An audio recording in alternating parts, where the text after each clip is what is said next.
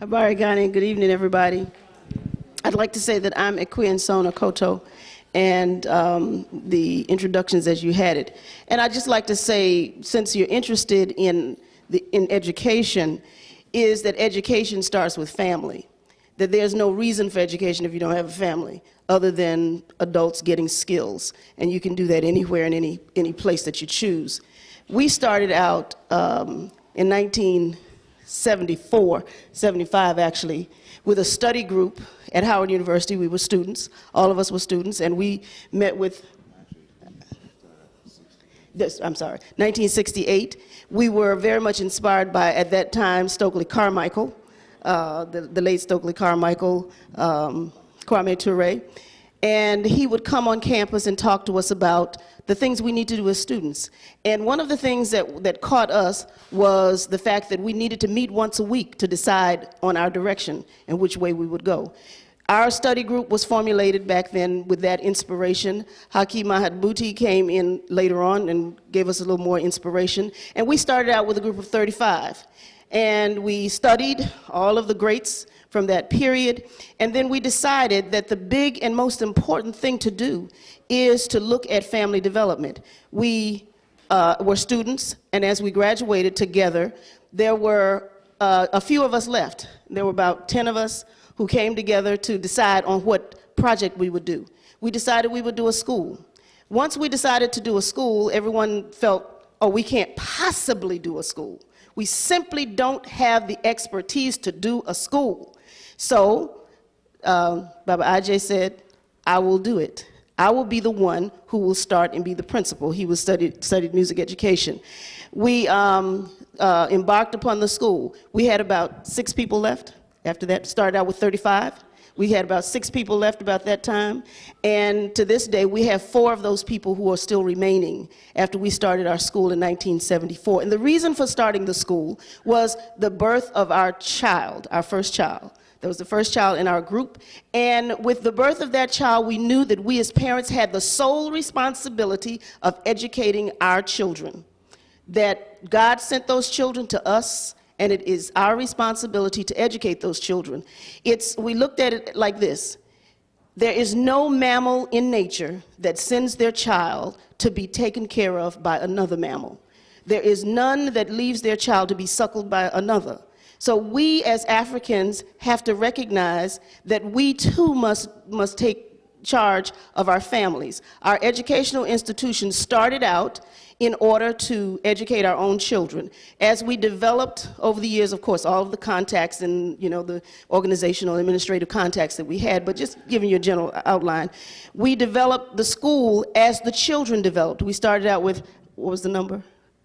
With 8 students and little ones, 2.5-year-olds, and we went from there. Each year we added a year for the children because they needed to develop until we got to high school. Then we attempted to negotiate with other independent schools in the city to have a collective high school. That didn't work, so we had to bite the bullet and start our own high school. And so our school goes from 2.5 through 12th grade. Our first secondary, 8th grade group graduated our first daughter in 1984, and she and her 2 other graduates were with her. So you can see we started out small. We remained small. We are still small. There was a period in our development where there was a great boom in folks looking for educational institutions, and we had in excess of 120, 130, 180 students we had. That didn't last very long because the economic crunch came. And remember when we started back in the 70s, so that was a period where independent institutions were very popular. There were black institutions all over the country. Shortly after Reagan did his number on the economics, everybody had to have 2.5 salaries in order to survive. So the black independent institutions started to decline, and thus our numbers declined. And then there was the development of what? Our great challenge, the charter school movement, which then co-opted the rest of us so that people, because of the distress of the economics, it was difficult for them to participate in independent schools. Our independent school movement has decreased. Nation House, Ujamaa Shule in Washington, D.C., and Roots Activity Learning Center in Washington, D.C. have remained because ours was family-based, based around families that were absolutely, totally committed to the education of their children and now our grandchildren. And so the way we see the development of, and our movement towards sovereign is through family and family development through the education of our children. Our family has 7 adults who have gone through our school system and are now either in college or finished final degrees, attorneys, folks in medical school, all those kinds of things. So the independent school movement is where we need to look. And the independent school movement starts in your home.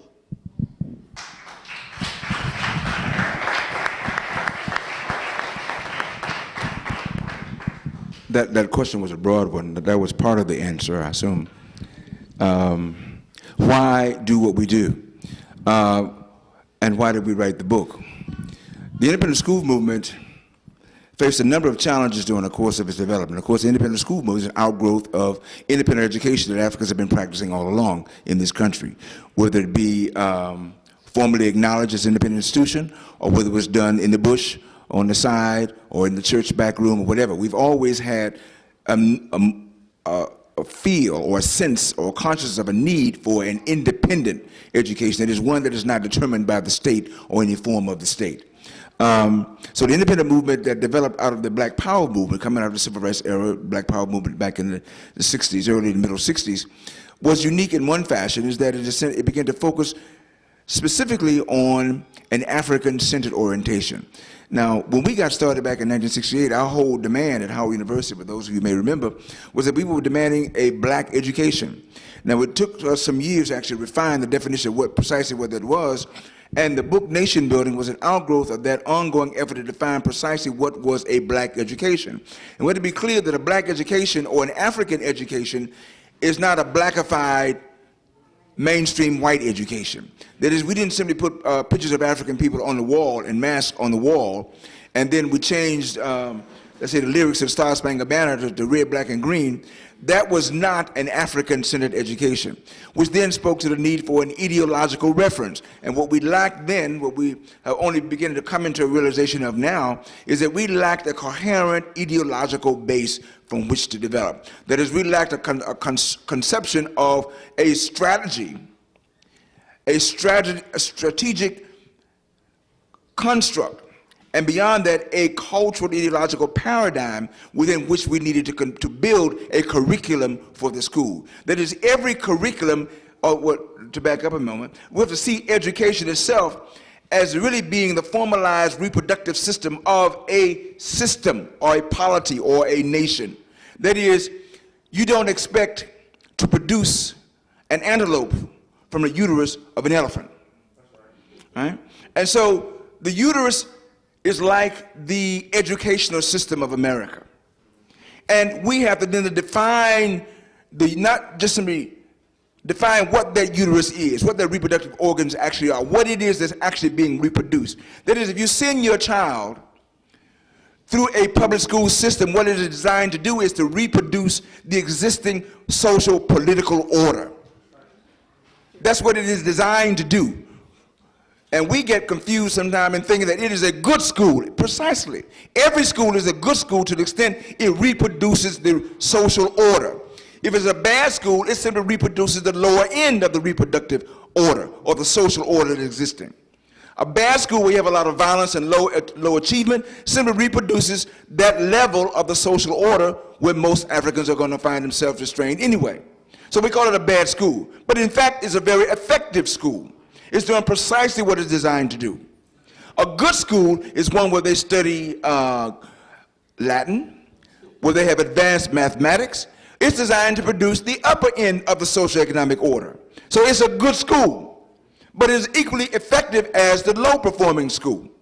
The point is that it is an reproductive organ that's designed to reproduce the existing and dominant social order of the political entity in which we live and reside. So when we recognize that, we have to come to the conclusion that what we need then is another cultural ideological paradigm. We need to have a determined ideology and a fixed strategy by which we're going to produce children that are going to move in a specific direction. Now, it was Malcolm Mwalimu who initially gave us the statement that only a fool sends his child to the enemy to be educated. And that was reproduced, I think, by Hakeem Mahmoud, who said the same thing in one of his publications. Only a fool sends his child to the enemy to be educated. What we fail to recognize is who or what the enemy is in this social order.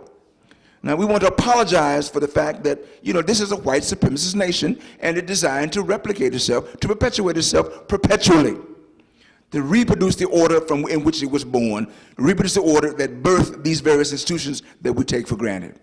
Now, if we're going to do something effective for our children, we need to extract them and ourselves from that order, from that thing that we take for granted. And we have to begin with an ideological perspective. We have to begin with a specific strategy by which we're going to do that. And which means that we have to look at it in a self-perpetuating fashion. And the notion of Mama Queer notion was family. Families are then the essential component of communities. And what we want to perpetuate is the family and perpetuate the community. And that community has to be defined within a specific historical and cultural construct or context. It has to be, and that cultural context has to identify ourselves specifically as African people.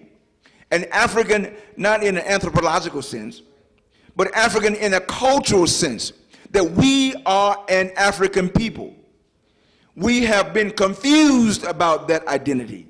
Not defeated, but confused, because it was never lost. There have always been efforts, conscious and unconscious, to reassert that cultural identity. And so what we have to do is build an ideology and construct a strategy that would then develop and perpetuate that inherent identity, that cultural identity that has never been lost. And that's where the need then, that was then the great weakness then in developing a curriculum that was in fact African-centered. And what that curriculum requires, of course, is instructors that are African-centered, that are committed to that ideology, that are committed to that lifestyle, that don't make any apologies for it. They are African. They want to promote African because they are, in fact, the curriculum, not the paper. It's the teacher. It's the instructor. That's the curriculum. You can get a white person, or you can get an Asian, and give them a piece of paper and they say, well, these are my objectives. But what the children will come out being is speaking like, reproducing the affect, the values, the behavior of the teacher. Because the teacher is in fact the agent of the real curriculum, in spite of what you might have on a piece of paper.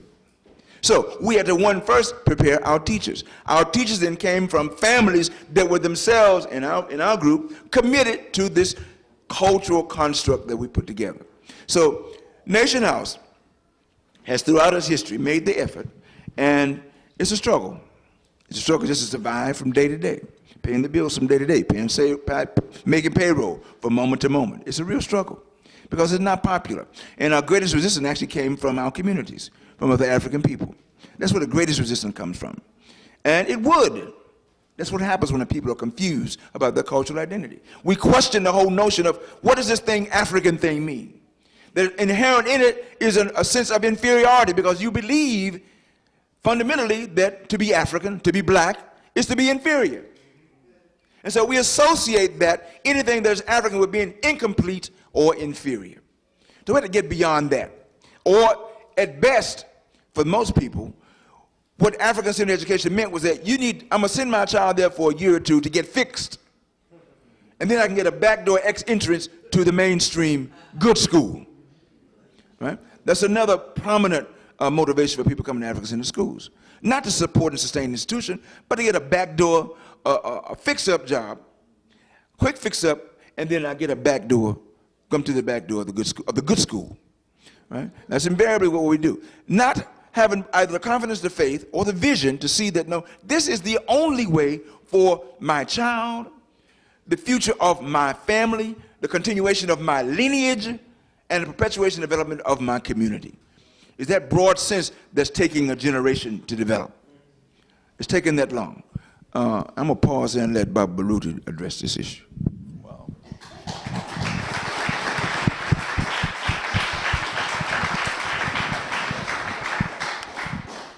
I've been trying to figure out for the last 2 minutes how you follow that, because it's been said. Now, my first thought was to go into nation building and to find the definition of African-centered. Baba, may I steal that from you? Okay, and I need to find the page. This definition is very important. It's important enough in our house that it's been taken out of the book, and we have it typed up and put inside of a frame, and it's hanging up in the wall, on the wall in the classroom. Okay, I believe that it's here.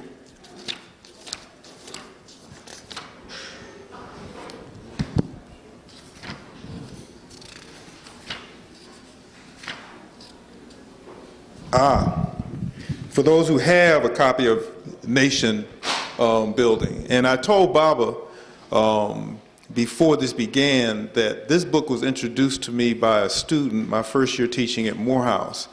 And this is when I found out about the Akotos, and I've been following them ever since, because this is a serious thing. My honor and respect for people comes from whether they do what they say, not whether they just say it. That's why I am so honored to have the Cambones here today, because I honor them because not only do they do it, but they say it.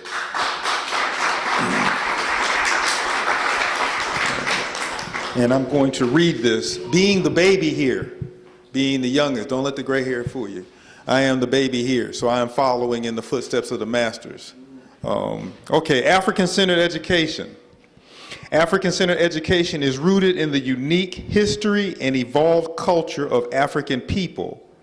It is defined in its singular commitment to the elucidation of that history, that culture, and the confirmation, invigoration, and perpetuation of the African collective identity that emanates from that history and culture.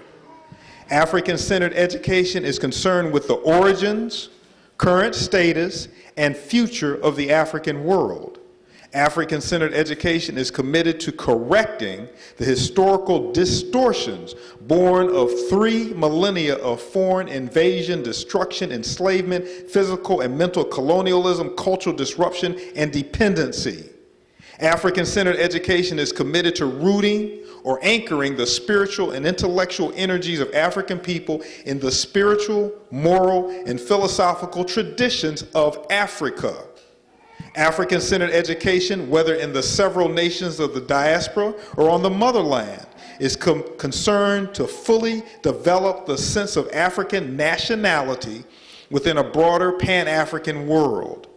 African-centered education is concerned to sever irrevocably the pathological and slavish linkage of Africans to the European or Asian ethos. African-centered education is concerned to enable the African person with nation building, nation management, and nation maintenance abilities.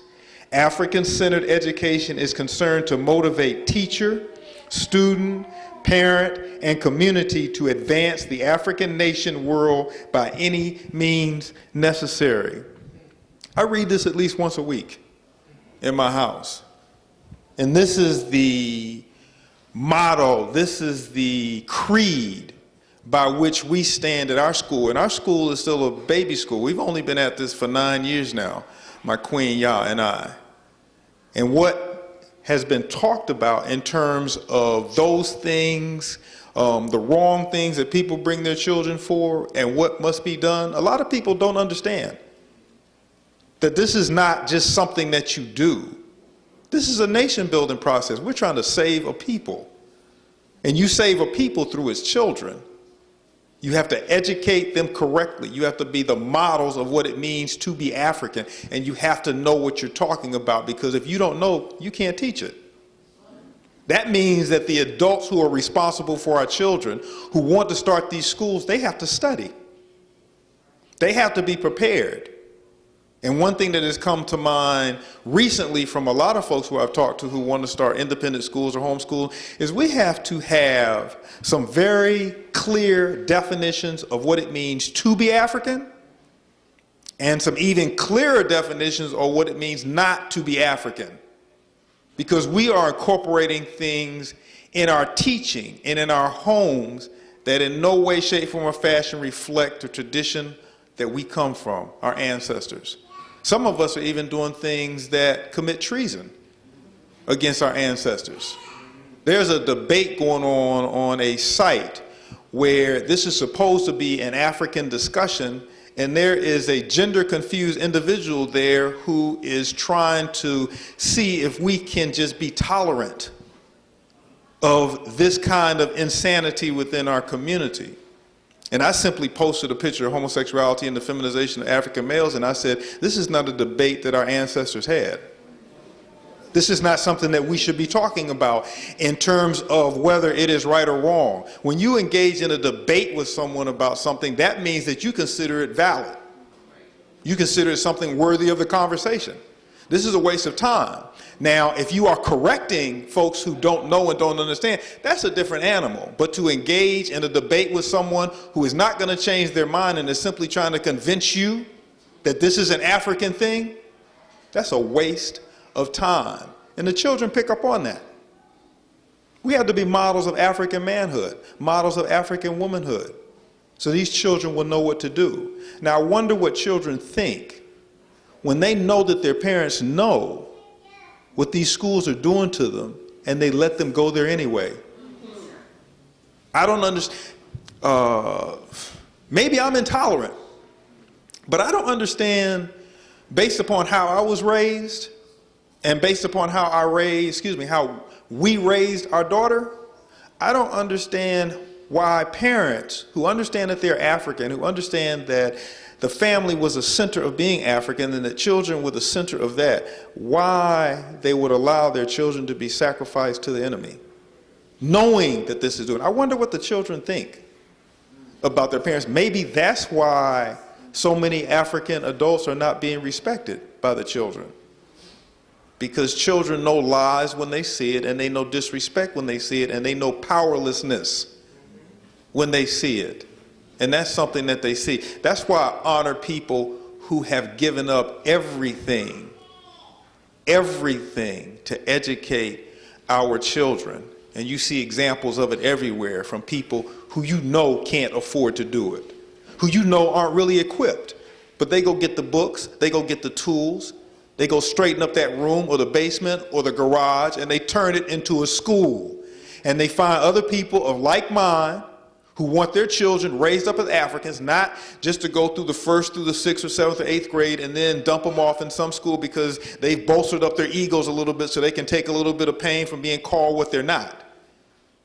But who have given up their lives to their children, as in the tradition of our ancestors, to save African minds and to introduce our children to their power so they can act accordingly.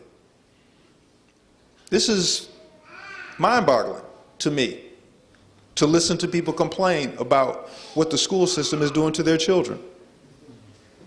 And yet they don't do anything to correct them. That's not African. That's absolutely not African. That's all.